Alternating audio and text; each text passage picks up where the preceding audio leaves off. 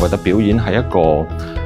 最低成本去感受到唔同人生嘅一件事。為戲而生其實係一個即係通過表演去了解整個劇場嘅一個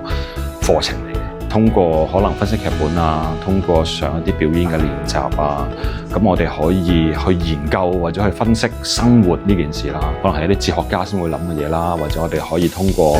頭先做嘅嘢，我哋可以了解到人係點樣啦，甚至乎我哋可以了解到自己係點樣啦。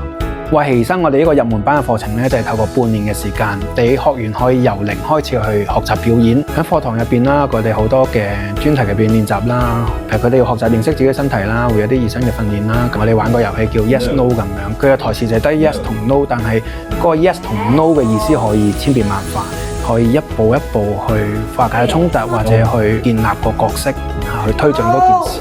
未來佢哋接觸個劇本啊，去最尾排練演出嘅時候咧，佢哋就可以一步一部分咁樣去了解到，去排練一個場景到底要有啲咩元素要去完成嘅。